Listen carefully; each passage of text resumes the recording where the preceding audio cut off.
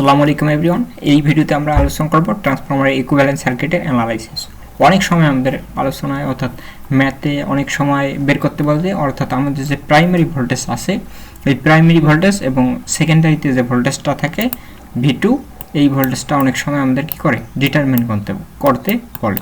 যদি আমাদের এই অংশ দেখো, আমরা এতদিন পর্যন্ত আমরা কি শিখেছি, ট্রান্সফরমারের অর্থাৎ নো লোড কারেন্ট বা I1 কারেন্ট এই রিলেটেড আমরা ম্যাথগুলো দেখব, কিন্তু অনেক আনএক্সপেক্ট টাইপের কিছু ম্যাথ থাকে, যেমন V1 অর্থাৎ V1 ভোল্টেজ এবং V2 ভোল্টেজ এই ক্ষেত্রে আমাদের কি করতে পারে, নির্ণয় করতে পারে। সেই ক্ষেত্রে আমরা কোন ওয়েতে আমরা ম্যাথগুলো সলভ করব। সো দেখো, এই ম্যাথগুলো সলভ করার জন্য আমাদের জাস্ট একটা ইকুইভ্যালেন্ট সার্কিটটা যদি আমরা মাথায় রাখতে পারি, তাহলে এই ম্যাথগুলো আমরা ইজিলি সলভ করতে পারবো। সো দেখো, আমি এখানে ট্রান্সফরমারের ইকুইভ্যালেন্ট সার্কিটটা দিয়েছি। আমাদের একটা ইম্পিডেন্স থাকবে, এই ইম্পিডেন্সটার নাম দিলাম Z1।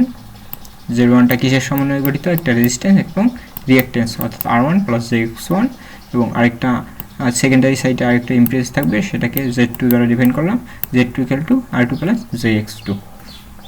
আর এখানে আমাদের একটা এক্সাইটেশন ব্রাঞ্চ থাকবে, এক্সাইটেশন ব্রাঞ্চে দুইটি কারেন্ট বিভক্ত থাকবে, working current, magnetizing current R0। Just এ সম্পর্কে আমি আই হোপ আমরা গত যদি ভিডিওগুলো লেকচারগুলো দেখে থাকি, তাহলে এই রিলেটেড অর্থাৎ ইকুইভ্যালেন্ট সার্কিট রিলেটেড তো আমাদের সব কনফিউশন দূর হয়ে যাবে। সো দেখো,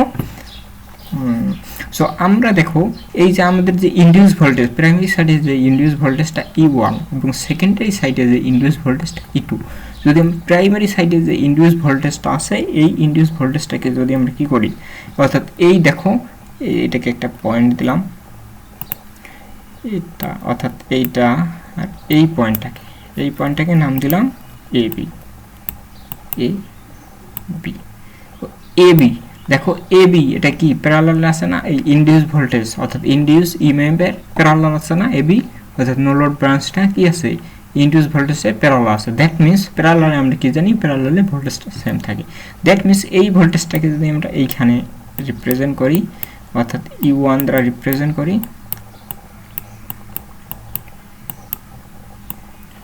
অর্থাৎ এই অংশ যদি আমরা কি করি, অর্থাৎ এই অংশে, এই পুরো অংশে অর্থাৎ AB অংশে আমাদের ভোল্টেজ ধরলাম, যেহেতু AB অংশটা আমাদের ইনডিউস ভোল্টেজ, যে প্রাইমারি সাইডে যে ইনডিউস ভোল্টেজ E1 আছে তার কি আছে, প্যারালাল। সো আমরা কি করতে পারি, AB অংশের ভোল্টেজটা কি ধরতে পারি, E1 ধরতে পারি। যদি AB অংশের অর্থাৎ ভোল্টেজটাকে যদি আমরা কি ধরি, E1 ধরি, তাহলে দেখো এই অংশ, এই আবদ্ধ অংশটা আমাদের কি হয়েছে, এইখান থেকে এই পর্যন্ত আমাদের কি হয়েছে, একটা লুপ হয়ে গেছে। দেখো এই লুপে যদি আমরা KVL ইউজ করি, যদি আমরা এখানে KVL একটা ইউজ করি, তাহলে দেখো এটা যেহেতু কারেন্টটা আমাদের কি, কারেন্ট আমাদের কি অর্থাৎ প্লাস টার্মিনাল থেকে বের হয়, দ্যাট মিনস এটা প্লাস আর এটা মাইনাস। যদি এই দিকে ডিরেকশনটা ধরি, তাহলে কি হবে, -V1 = plus I1 plus R1 plus JX1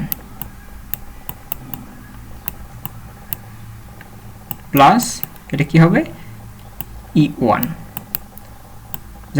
just আমরা কি করেছি, KVL ইউজ করেছি, আবদ্ধ লুপে আমরা কি করেছি, KVL ইউজ করি। সো এখান থেকে যদি আমরা V1 এর মানটা বের করতে চাই, তাহলে V1 = কি হবে, V1 = হবে I1, এই পুরো অংশটাকে আমরা কি ধরেছি, ইম্পিডেন্স না, তাহলে কি হবে I1 প্রাইমারি সাইডে যেহেতু ইম্পিডেন্স Z1 প্লাস E1। আবার এই অংশটাকে আমরা কি বলতে পারি, I1 Z1 কে আমরা ড্রপ বলতে পারি না, অর্থাৎ ড্রপ মূলত কিসে হয়, রেজিস্ট্যান্সের অ্যাক্রসে হয়। তাহলে এই পুরো অংশটাকে আমরা ড্রপ বলতে পারি না, তাহলে এই পুরো অংশটাকে আমরা কি বলতে পারি, ড্রপ। তো ড্রপ প্লাস E1। তো এখান থেকে আমরা সুন্দর একটা ফর্মুলা পেলাম, দেখো V1 = drop plus induce EMF, primary সাইডের ইএমএফ। যদি আমরা কখনো কোনো ম্যাথে যদি আমাদের কি বলে, যদি আমাদের প্রাইমারি সাইডের যে ভোল্টেজ আছে সেই ভোল্টেজটা বের করতে বলে, তাহলে এইরকম আমরা কি করব, জাস্ট এক্সাইটেশন ব্রাঞ্চের এক আড়াআড়িতে আমরা ইএমএফ ভোল্টেজটাকে ধরে নেব, যদিও যেহেতু প্যারালালে কানেক্টেড আছে, তো দ্যাটস ওয়াই আমরা কি করব, এটাকে E1 ভোল্টেজ যদি ধরে নেই, জাস্ট এই অংশে আমরা কি করব, আবদ্ধ অংশে একটা KVL যদি ইউজ করি, তাহলে ইজিলি আমরা কি করতে পারবো, V1 এর মানটা অর্থাৎ প্রাইমারি সাইডে যে ভোল্টেজটা আছে সেটা আমরা ডিটারমিন করতে পারবো। সিমিলারলি যদি আমরা দেখো এক্ষেত্রে কোনো প্রাইমারি আমাদের এক্সাইটেশন ব্রাঞ্চ নেই, দ্যাটস ওয়াই আমরা কি করব, যদি এই আবদ্ধ অংশে যদি আমরা কি করি KVL ইউজ করি। সো দেখো এখানে যদি আমরা KVL যদি ইউজ করি, এই অংশে যদি আমরা সেকেন্ডারি অংশে যদি KVL ইউজ করি, তাহলে দেখো প্রাইমারি অংশ থেকে কারেন্টটা বের হবে, দ্যাট মিনস এটা প্লাস এটা মাইনাস, এটা প্লাস এটা মাইনাস, এটা প্লাস এটা মাইনাস। সো দেখো minus E1 plus I2 into R2 plus JX2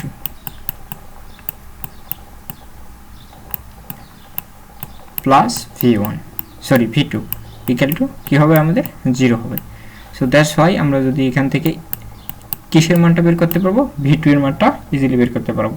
তাহলে যদি আমরা এখান থেকে E1 এর মানটা কত হবে, E1 equal to I2 into এই অংশটাকে আমরা কি বলতে পারবো, ইম্পিডেন্স অর্থাৎ সেকেন্ডারি সাইডের ইম্পিডেন্স Z2 প্লাস V2। আবার পরবর্তীতে E2 আমরা কি করতে পারবো, E2 ইকুয়াল টু ড্রপ, এই পুরো অংশটাকে অর্থাৎ এই অংশটাকে আমরা কি বলতে পারবো, ড্রপ বলতে পারবো, ড্রপ প্লাস কি হবে V2। সো দেখো এখান থেকে আমরা সুন্দর একটা ফর্মুলা পেলাম, এখান থেকে আমরা অর্থাৎ আমাদের V2 এর মানটা ইজিলি ডিটারমিন করতে পারবো। সো আই হোপ আমরা এইটুকু বুঝতে পারছি। সো দেখো এখান থেকে আরেকটা ক্রিটিক্যাল টাইপের কোশ্চেন আসতে পারে, যদি আমাদের কি থাকে, ড্রপ যদি না দেওয়া থাকে। সো দেখো এই যে আমাদের যে ড্রপ অংশটা দেওয়া ছিল, এই ড্রপ অংশটা যদি না দেওয়া থাকে, তো দেখো ড্রপ অংশ যদি না দেওয়া থাকে, দ্যাট মিনস এই পুরো অংশটা কি হবে, 0 হয়ে যাবে, এই পুরো অংশটা কি হবে, 0 হয়ে যাবে। দ্যাট মিনস সেক্ষেত্রে আমরা কি লিখতে পারবো, সেই ক্ষেত্রে E2 ইকুয়াল টু V2, অর্থাৎ কখন এটা প্রযোজ্য হবে, যদি ড্রপ না দেওয়া থাকে, যদি ড্রপ কি থাকে, না থাকে, ড্রপ যদি না থাকে সেক্ষেত্রে আমরা কি লিখতে পারবো, E2 অর্থাৎ প্রাইমারি সাইডের ভোল্টেজ সেকেন্ডারি সাইডের ভোল্টেজ এবং সেকেন্ডারি সাইডের যে ইনডিউস ভোল্টেজ এটা কি হবে আমাদের সমান হবে। সিমিলারলি আমরা এই কথাটা আমাদের কি হবে, প্রাইমারি অংশের ক্ষেত্রে প্রযোজ্য হবে। দেখো প্রাইমারি অংশের ক্ষেত্রেও আমাদের কি হবে, প্রযোজ্য হবে, যদি ড্রপ যদি না দেওয়া থাকে সেক্ষেত্রে আমরা কি হবে, V1 ইকুয়াল টু E1 কখন হবে আমাদের, যদি ড্রপ যদি না দেওয়া থাকে সেক্ষেত্রে আমরা কি হব, V1 ইকুয়াল টু E1 এবং V2 ইকুয়াল টু V2 কখন হবে, আমাদের কন্ডিশনটা মনে রাখতে হবে। কোন অবস্থায়, নো লোড অবস্থায় যদি আমাদের কি থাকে, যদি রেজিস্ট্যান্স বা রিঅ্যাকট্যান্স যদি না দেওয়া থাকে, অর্থাৎ যদি নো লোড বলে, কোথায় হবে, যদি নো লোড কন্ডিশন বলে, অর্থাৎ এটা আমাদের প্রযোজ্য হবে নো লোড কন্ডিশনের ক্ষেত্রে।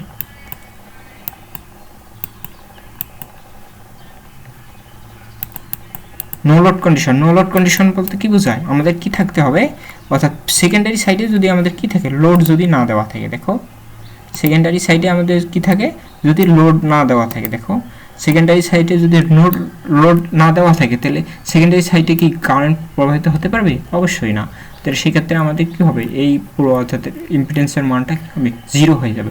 ইম্পিডেন্সের মানটা 0 হওয়া মানে কি, অর্থাৎ voltage induce voltage E2 equal to কি হবে, V2 হবে।